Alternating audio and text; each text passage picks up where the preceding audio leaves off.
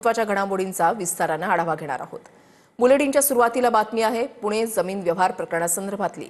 या प्रकरणामध्ये अजित पवारांनी पार्थ पवारांची पाठराखण केली आहे। पार्थने नाही पण त्याच्या बापाने भूमिका मांडली ना असं म्हणत अजित पवारांनी आरोप करणाऱ्यांना उत्तर दिलंय आणि 1 रुपयाचा व्यवहार न करता आकडे लिहून व्यवहार कसा असा सवालही अजित पवारांनी केलाय। पुण्यातील कोरेगाव पार्कातील 40 एकर जमिनीच्या खरेदी प्रकरणावर बोलताना उपमुख्यमंत्री अजित पवार मुलगा पार्थ पवारांची बाजू सावरून घेताना दिसून आले। 1 रुपयाचाही व्यवहार न करता नुसते आकडे देऊन किंवा कागद देऊन कसा व्यवहार होऊ शकतो असा सवाल अजित पवारांनी जमीन व्यवहार प्रकरणात केला। तर पार्थनं नाही पण त्याच्या बापानं भूमिका मांडली ना असं म्हणत पार्थ पवार भूमिका का मांडत नाहीत या प्रश्नावर अजित पवारांनी उत्तर दिलंय। 1 रुपयाचा व्यवहार न करता नुसते आकडे लिहून कसा कागद होऊ शकतो ते आजपर्यंत मला काही कळलेलं नाहीये। त्याच्यावर मी पण आश्चर्यचकित झालो की असं कसं 1 रुपया कुणाला दिला नाही आणि काही नाही, त्याच्यात काय अर्थच नाही ना। चौकशी उद्या चौकशी झाल्यावर सत्य बाहेर मी मांडली, त्याचा बापाने मांडली ना। अजित पवारांनी पत्रकार परिषदेत दिलेल्या उत्तरानंतर पार्थ पवारांची ही पाठराखण असल्याची चर्चा सुरू झाली आहे। तर निवडणुका आल्या की आमच्यावर आरोप होतात, बदनामी होते, पण मी माझ्या हातून चुकीच्या गोष्टी होऊ देत नसल्याचंही अजित पवार म्हणाले। निवडणुका जवळ झाल्या की आमच्यावर आरोप सुरू होतात, कुठनं तरी काहीतरी, पण बदनामी तर आमची होती। मी कधीही माझ्या हातनं कुठली चुकीची गोष्ट होऊन देत नाही। माझ्या नावाचा वापर करून माझ्या जवळचे नातेवाईक असतील, लांबचे नातेवाईक असतील, माझ्या जवळचे कार्यकर्ते असतील, माझ्या जवळचे सहकारी असतील, माझ्या जवळचे अधिकारी असतील, त्यांनी जरी कुणी काही सांगितलं तर ते नियमात नसेल तर अजिबात संबंधित अधिकाऱ्यांनी त्या कामात करता कामा नये। अजिबात कुठलाही दबावला ते बळी पडता कामा नये। पुणे शहरातील कोरेगाव पार्कात 1800 कोटींची जमीन केवळ 300 कोटींमध्ये खरेदी केल्याचा आरोप विरोधकांनी केला होता। याच प्रकरणावरून अजित पवारांच्या गेल्या 2 ते 3 दिवसांमध्ये अनेक भूमिका पाहायला मिळाल्यात। त्या कोणत्या आहेत त्याही पाहूयात।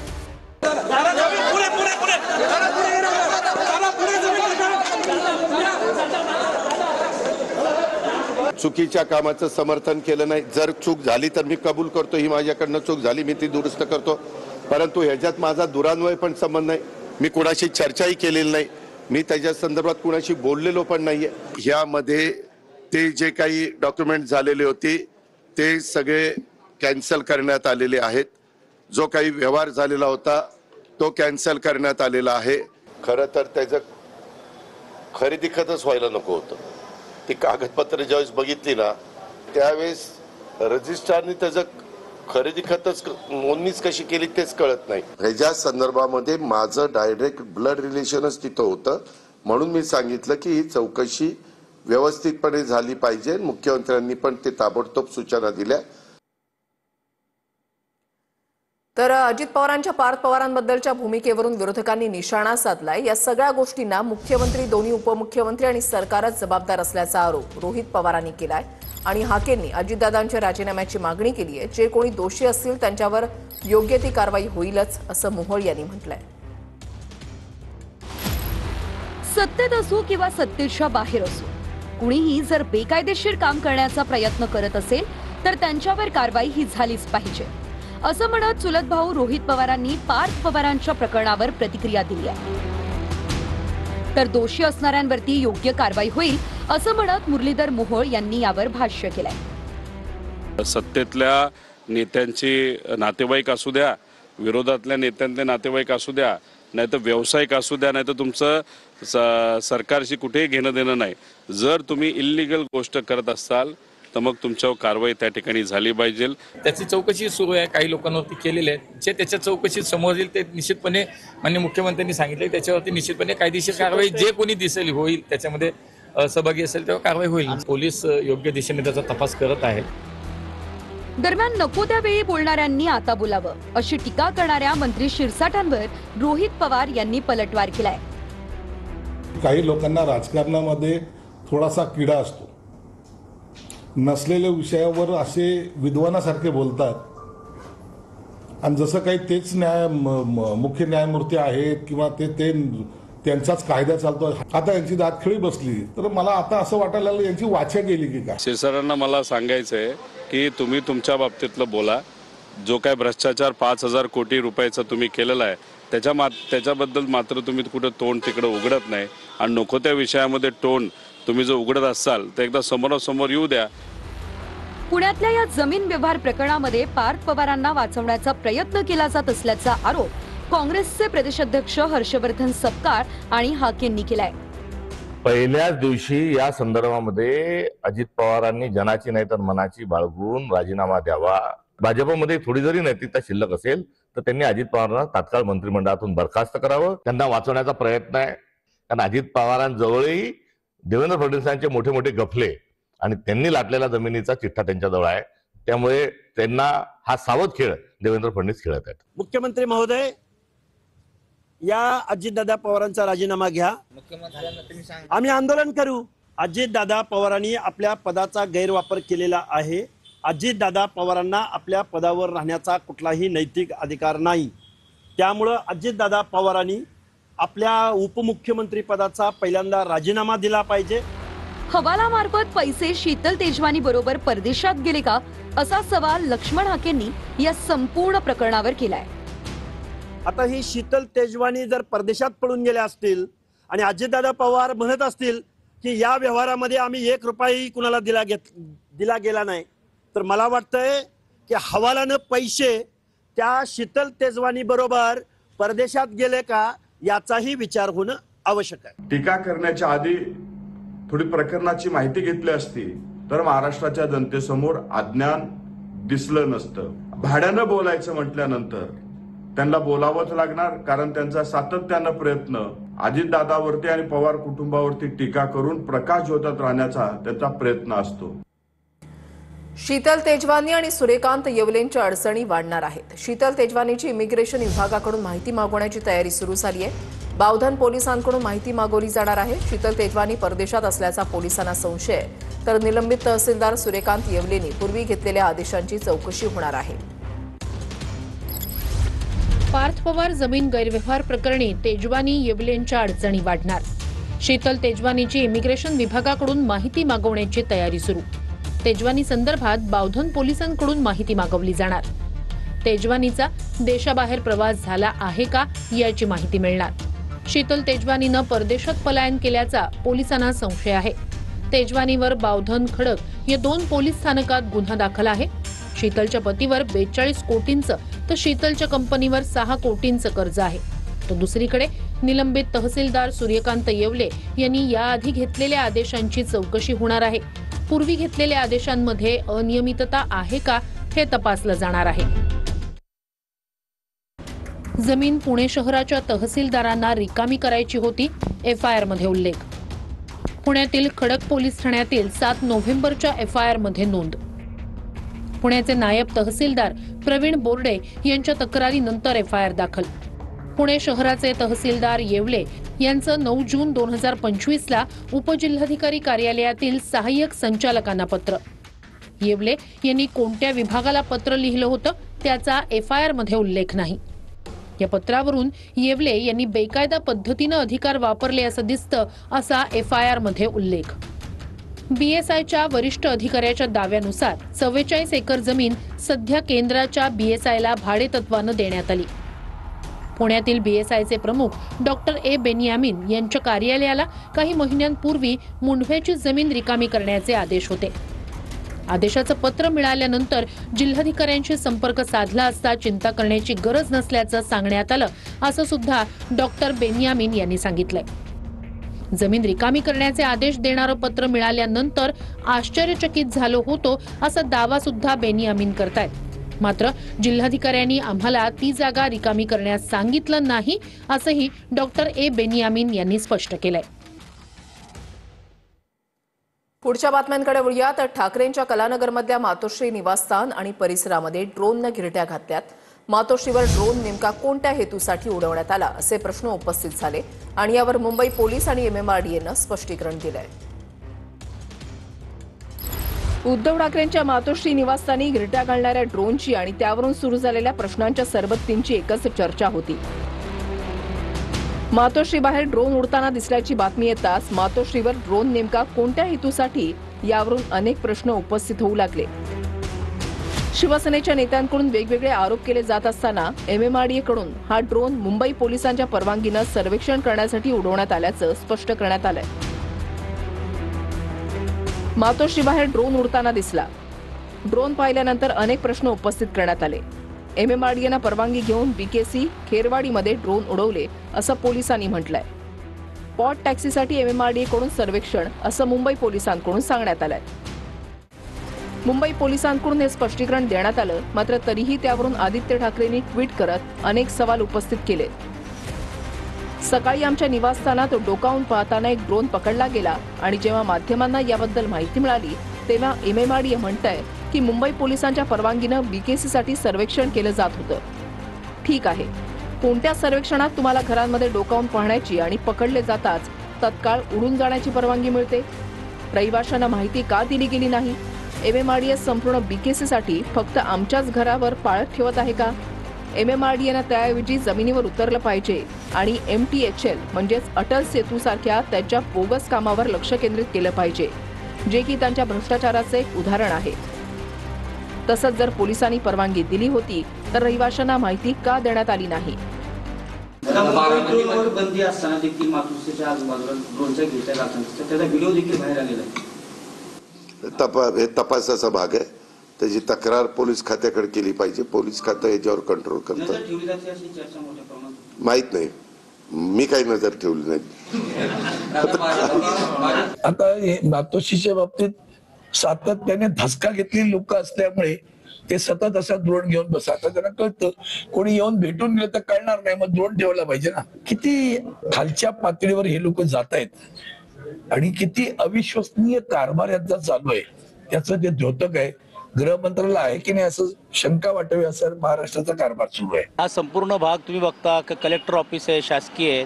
ही परवानगी जशी लोकांना तुम्ही विचारता तसं ते कायदेशीर MMRDचं असलं तरी देखील त्यांची जबाबदारी आहे ना.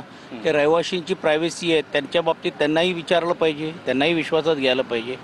दुर्दैवाने याची आम्ही अधिकची माहिती आता घेऊ. त्या ठिकाणी ह्या लोकांची सहानुभूती मिळवण्याचा प्रयत्न आहे. फेक नॅरेटिव्ह सेट करून जसं लोकसभेला निकालला त्यांच्या बाजूनं झाला तशा प्रकारची सहानुभूती मिळवण्यासाठी रचलेलं कुभांड आहे. आता त्यांचा बार फुसका ठरला.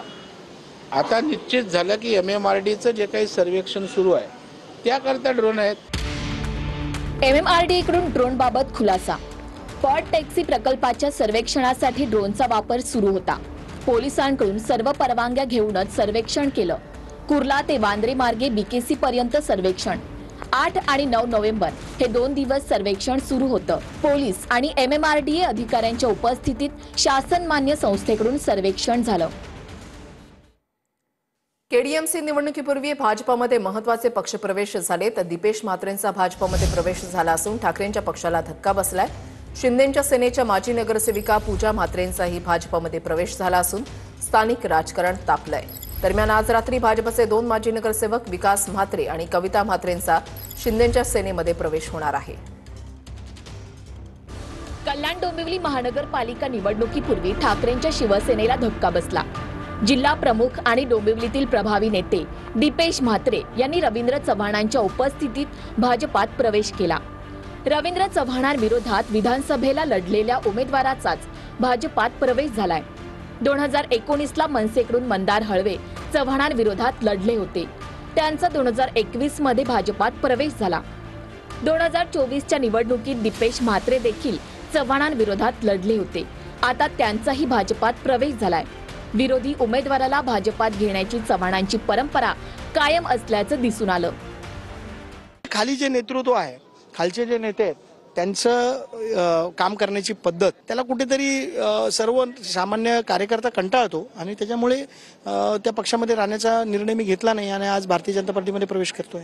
प्रत्येकाचा मुहूर्त असतो आणि मुहूर्त ठरलाय एक पारदर्शक असा महापौर देणं आणि तो महायुतीचा देणं हेही ठरलंय.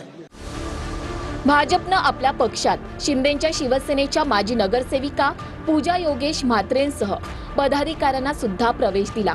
यानंतर कल्याण डोंबिवलीत स्थानिक राजकारण चांगलंच तापलं. एकनाथ शिंदेंनी आता संयम सोडावा, युती धर्म आपणही पाळू नये अशा शब्दात उपजिल्हा प्रमुख राजेश कदम यांनी संताप व्यक्त केलाय. साहेबांनी सुद्धा संयमाची भूमिका ठेवू नये. शिवसैनिक समर्थ आहे प्रत्येक गोष्टीला उत्तर द्यायला, तर साहेबांनी सुद्धा संयम सोडावा. युती धर्म ते जर पाळत नसतील तर आपण सुद्धा पाळू नये असे आमची प्रामाणिक भावना आहे. तर दबाव टाकून भाजपात प्रवेश सुरू असल्याचा आरोप मनसेच्या अविनाश जाधवांनी केलाय.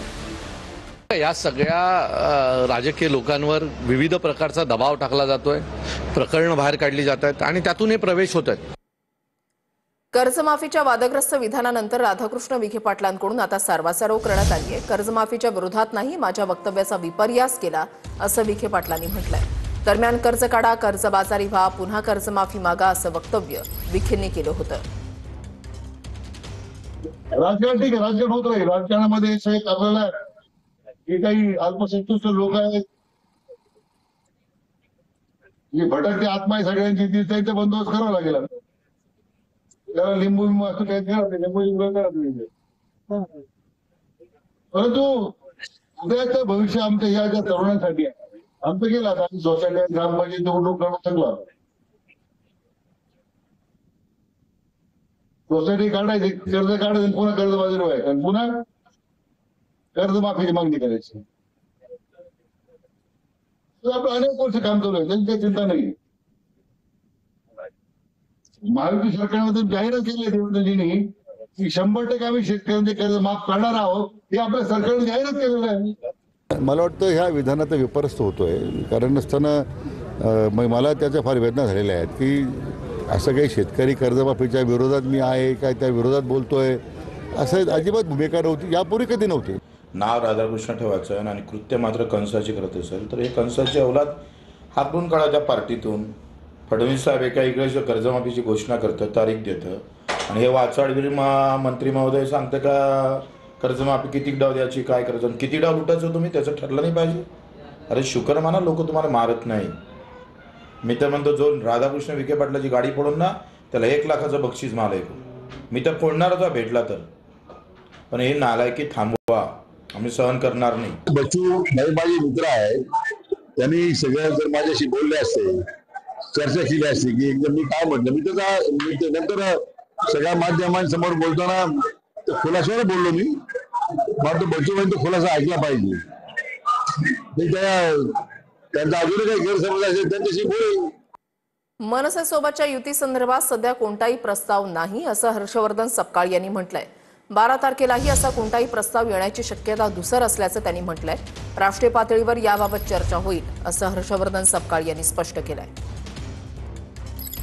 अशा प्रकार अजून कोणत्याही जिल्ह्यातून तशा पद्धतीची विचारणा किंवा प्रस्ताव हा आलेला नाही आणि 12 तारखेलाही अशा प्रकारचा प्रस्ताव येण्याची शक्यता धुसर आहे. राष्ट्रीय पातळीवर चर्चा होईल, कारण इंडिया अलायन्स काही एकट्या काँग्रेस, शिवसेना आणि राष्ट्रवादी पुरता हा विषय मर्यादित नाही.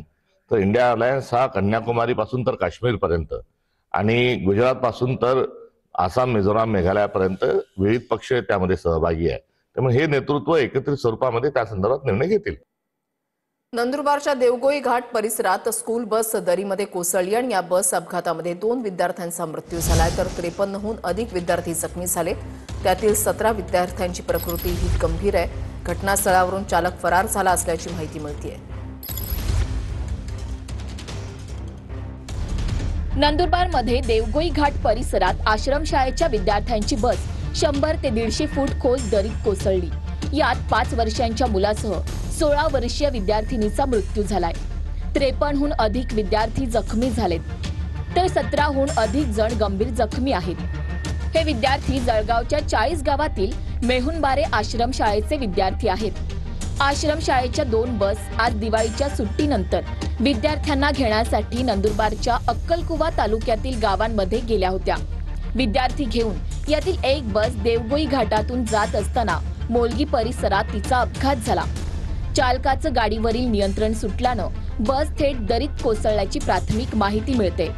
बस चालक घटनास्थळावरून फरार झालाय. या बसमध्ये क्षमतेपेक्षा जास्त विद्यार्थी असल्याचा आरोप होतोय. शाळेचं कुठले जे प्रशासन आहे त्यांनी विद्यार्थ्यांना कशा पद्धतीने घेऊन जायला पाहिजे याचं कुठलंही नियम किंवा काय तारतम्य ठेवलेलं नाही. त्यांच्या हलगर्जीपणा आणि निष्काळजीपणामुळे आज सातपुड्यातील विद्यार्थ्यांना घेऊन जाणारी बस ड्रायव्हरच्या हलगर्जीपणामुळे ती घाटात कोसळली आणि त्याच्यात हे दुर्दैवी विद्यार्थ्यांचा अंत झालेला